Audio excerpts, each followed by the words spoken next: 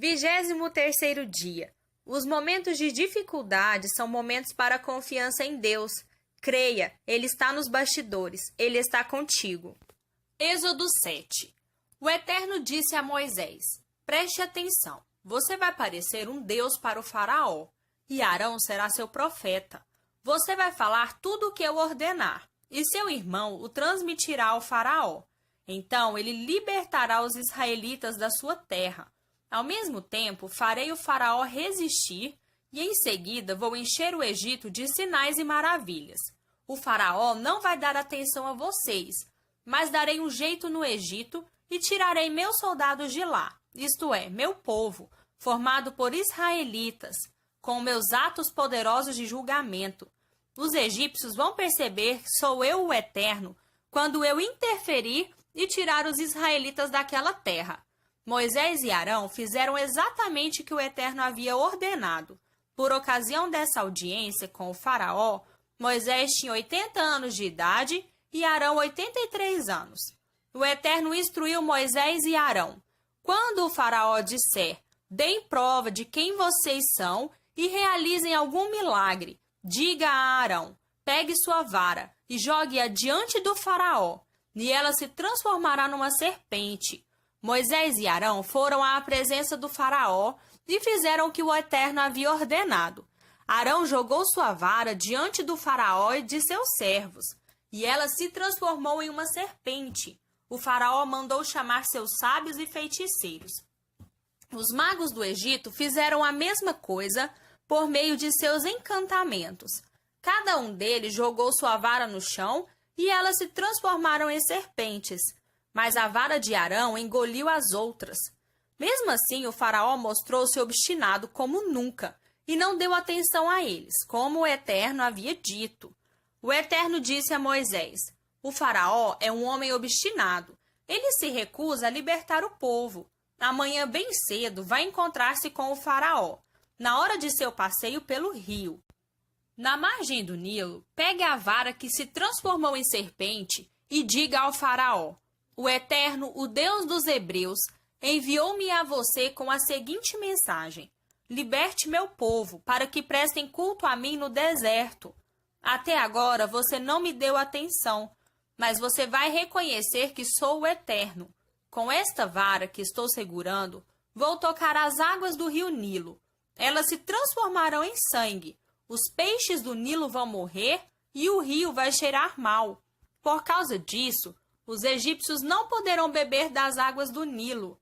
O Eterno disse também a Moisés: diga a Arão, agite sua vara sobre as águas do Egito, sobre rios, canais, lagos e reservatórios, para que se transformem em sangue. Haverá sangue em todo canto no Egito, até mesmo nas vasilhas e panelas. Moisés e Arão fizeram exatamente como o Eterno havia ordenado. Arão ergueu sua vara e bateu com ela nas águas do Nilo, diante dos olhos do faraó e de sua comitiva. Toda a água do Nilo transformou-se em sangue. Os peixes do Nilo morreram, o rio começou a cheirar mal e os egípcios não podiam beber da água do Nilo. Havia sangue por toda parte no Egito. Mas os magos do Egito fizeram a mesma coisa com seus encantamentos, e o faraó continuou obstinado. Ele não deu atenção a eles, como o Eterno havia predito. Voltou as costas para eles e voltou para o palácio. Todos os egípcios tiveram de cavar perto do rio para achar água, pois não podiam beber a água do Nilo. Depois que o Eterno atingiu o Nilo, passaram-se 7 dias. Êxodo 8. O Eterno disse a Moisés: diga ao faraó mensagem do Eterno: liberte meu povo para que me prestem culto. Se você se recusar a libertá-lo, estou avisando, atingirei o país inteiro com rãs. O Nilo vai fervilhar de rãs, e elas invadirão suas casas, entrarão nos quartos e subirão nas camas, bem como nos aposentos de seus servos. Estarão no meio do povo, dentro dos fornos, das vasilhas e das panelas. Estarão em cima de você e de todos os outros. Haverá rãs por toda a parte e em cima de tudo. O Eterno disse ainda: diga a Arão, agite sua vara sobre os rios, canais e lagos. Faça subir rãs sobre toda a terra do Egito. Arão estendeu sua vara sobre as águas do Egito, e surgiu uma multidão de rãs que cobriram todo o país. Mas, de novo, os magos, com seus encantamentos, também fizeram surgir rãs no Egito. O faraó chamou Moisés e Arão e lhes disse: Orem ao Eterno para que nos livre dessas rãs.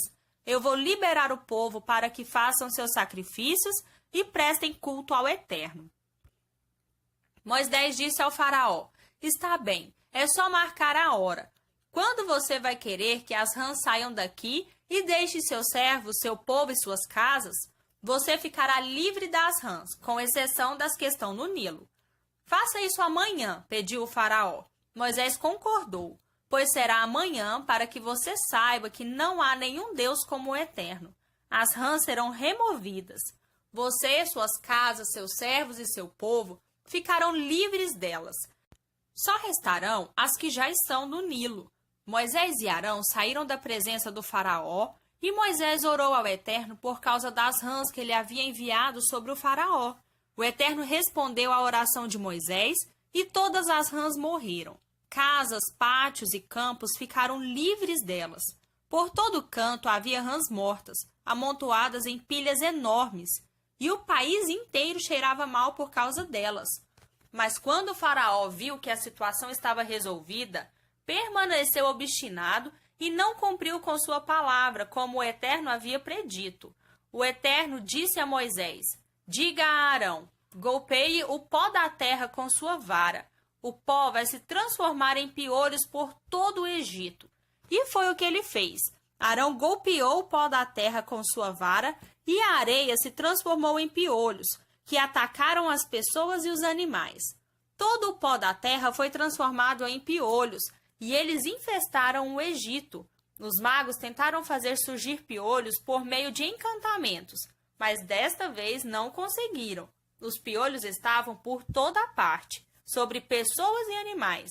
Os magos disseram ao faraó: É a mão de Deus. Mas o faraó continuou obstinado e não cedeu, como o Eterno havia predito. O Eterno disse a Moisés: Levanta-se amanhã bem cedo e vá ao encontro do faraó, quando ele estiver a caminho das águas, e transmita este recado: Mensagem do Eterno. Liberte o meu povo para que me prestem culto. Se você não libertar o meu povo, mandarei enxames de moscas sobre você, sobre seus servos, seu povo e suas casas. As casas dos egípcios e até o chão em que pisam ficarão infestados de moscas. Mas quando isso acontecer, vou isolar Gósen, onde meu povo vive, como se fosse um santuário. As moscas não chegarão ali. Assim você saberá que sou o Eterno nesta terra. Farei uma clara distinção entre o meu povo e o seu. Este sinal acontecerá amanhã. E foi o que o Eterno fez. Densos enxames de moscas infestavam o palácio do faraó e as casas dos seus súditos. O Egito agora era um país coberto de moscas. O faraó chamou Moisés e Arão e disse: Está bem, está bem. Podem ir sacrificar ao seu Deus, mas façam isso aqui, neste país. Moisés retrucou: Isso não seria prudente. Os egípcios vão ficar escandalizados com os sacrifícios que fazemos ao Eterno. Se apresentarmos os sacrifícios aqui, o povo vai se sentir tão ofendido que vai querer nos matar. Queremos permissão para uma viagem de 3 dias deserto adentro e para sacrificar ao nosso Eterno, conforme ele nos instruiu. O faraó disse: Tudo bem, libero vocês para sacrificar ao seu Eterno no deserto, mas não se afastem muito e orem por mim. Moisés respondeu: Assim que eu sair daqui, vou orar ao Eterno para que amanhã as moscas deixem o faraó, seus servos e seu povo. Mas não brinque conosco. Não tente mudar de ideia e nos impedir outra vez de sacrificar ao Eterno. Moisés saiu da presença do faraó e orou ao Eterno, que atendeu ao pedido de Moisés. E livrou das moscas o faraó, seus servos e seu povo. Não sobrou uma única mosca no Egito. Mas, de novo, o faraó se mostrou obstinado e não liberou o povo. Novo Testamento. Mateus 15, do versículo 1 ao 20. Depois disso, os fariseus e os líderes religiosos saíram de Jerusalém e procuraram Jesus apenas para reclamar. Por que os seus discípulos não levam as leis a sério? Jesus reagiu: e por que vocês usam as próprias regras para não levar os mandamentos de Deus a sério? Deus diz claramente: respeitem seu pai e sua mãe. Diz também: quem desrespeitar o pai ou a mãe será morto. Mas vocês driblam o mandamento, alegando que é perfeitamente aceitável dizer ao pai ou à mãe: vou ofertar a Deus a ajuda financeira que eu deveria dar a vocês. Assim, vocês se livram da obrigação que têm para com os pais. Vocês anulam a palavra de Deus e a trocam por suas próprias regras. Impostores!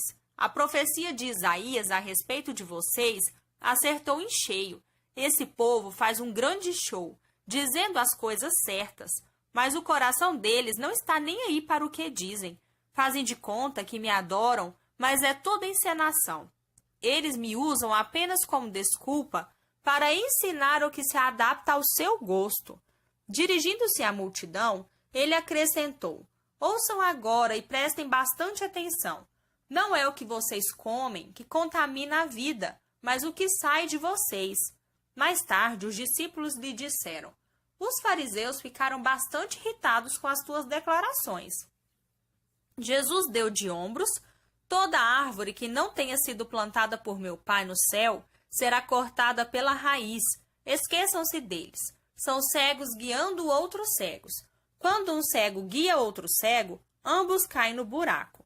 Pedro disse: não entendi. O Senhor poderia ser mais claro? Jesus respondeu: você também? Será que não entende? Não sabe que o que se come é digerido no estômago e depois é eliminado? Mas o que vem da boca sai do coração. É do coração que vomitamos maus pensamentos, assassinato, adultério, imoralidade, roubo, mentira e calúnia. É isso que contamina. Comer ou deixar de comer alguns alimentos, lavar ou não as mãos, isso não tem importância.